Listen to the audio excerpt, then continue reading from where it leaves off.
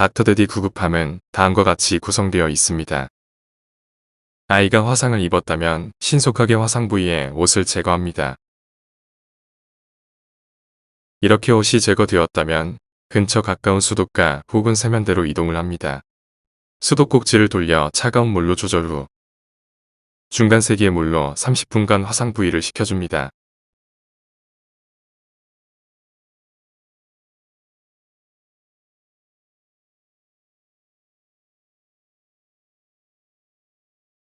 다음으로 구급함 속 멸균 장갑을 꺼내어 양손에 착용합니다.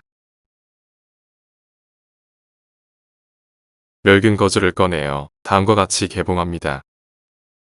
생리식염수를 꺼내어 다음과 같이 개봉합니다. 준비된 거즈에 생리식염수를 적셔 젖은 거즈를 만들어줍니다. 젖은 거즈를 화상 부위에 충분히 감싸도록 덮어줍니다. 이때 화상 부위에 물집이 있다면 가정에서 오염된 도구로 터뜨리지 말고 응급실로 이동해야 합니다. 이후 붕대를 꺼내어 젖은 거즈를 고정을 합니다.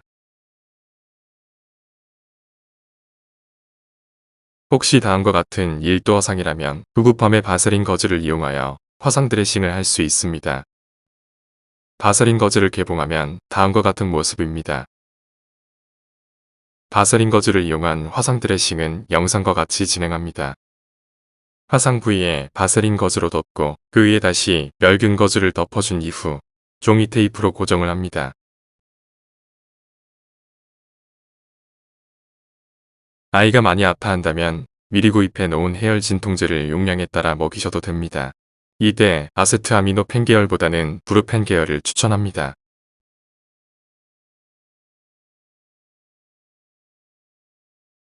안녕하세요. 응급의학과 전문의 닥터데디 가드기 아빠입니다. 응급실을 찾는 여러 환자들 중에서 우리 아이들에게 가장 심한 고통과 큰 후유증을 남기는 것이 바로 화상이 아닌가 싶습니다. 실제로 한국화상협회 통계에 따르면 2014년 10세 미만의 화상 환자가 매년 10만 건이 넘는다라고 하는데요. 이는 결코 적지 않은 숫자이며 아이들이 화상을 입는 원인 역시 너무나 다양합니다.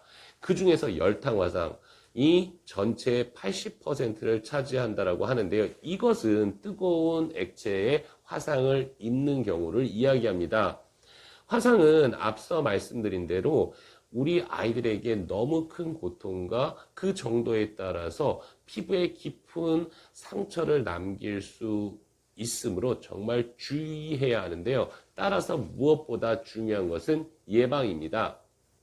예방을 위해서는 어떠한 경우에 화상이 발생하는지 아는 것이 중요한데요. 통계에 따르면 바닥에 놓인 그 어떤 전기밥솥의 증기 배출구에가 너무 신기하니까 거기에 손을 갖다 대는 수부화상, 그리고 가정 혹은 어린이집에서 아이의 머리 위로 뜨거운 국물 또는 커피 등을 옮기다가 쏟아져서 발생하는 열탕화상, 또 식탁 위에 전기 포트에 어떤 전선을 아이가 잡아당겨서 그 뜨거운 물이 우리 아이의 온몸에 발생하는 전신 열탕화상, 그리고 안전캡을 끼우지 않은 전기 콘센트에 젓가락 등을 넣어서 발생하는 수부전기 화상, 또 온도가 체크되지 않은 순간 온수기에 물에 의해서 발생하는 전신 열탕 화상, 이러한 여러 가지 이유에서